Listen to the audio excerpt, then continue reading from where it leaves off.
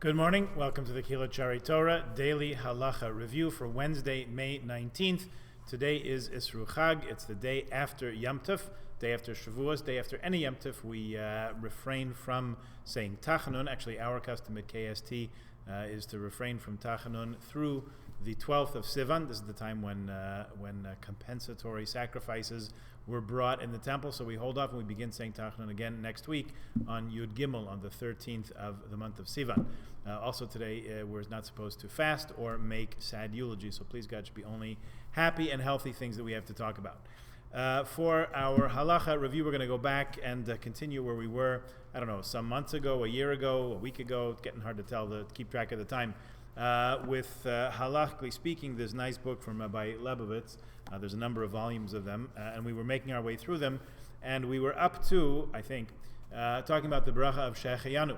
It's customary, many people do not make the bracha of Shehecheyanu during the Sfira to Omer period, which we just completed. So now that we're back in Shehecheyanu territory, let's see what the poskim say about that. Many people know that the bracha of Shehecheyanu you say on Yom Tov, as we did at Kiddush the last couple of nights. We made Kiddush for Shavuot. Additionally, there are other occasions which warrant a Shehecheyanu as well. For example, eating new fruits, purchasing new items, and performing certain mitzvot. So let's see what those are.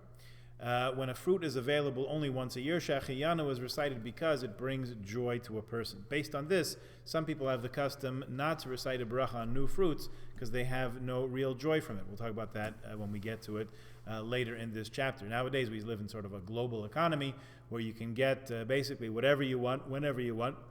So the idea of fruits in season is a little bit different in our times. There's a discussion amongst the poskim if the bracha of Shehecheyanu when said over new fruits that you haven't had in a year, or new clothing, or so and the like, is obligatory or optional. According to all opinions, Shehecheyanu that you say on Yom Tov is an obligation. If you remember all the way back to the Seder night, we said Shehecheyanu there, either by lighting candles or at the Kiddush, and certainly on Shavuos, just over this last weekend, we did say Shehecheyanu. That's an obligation.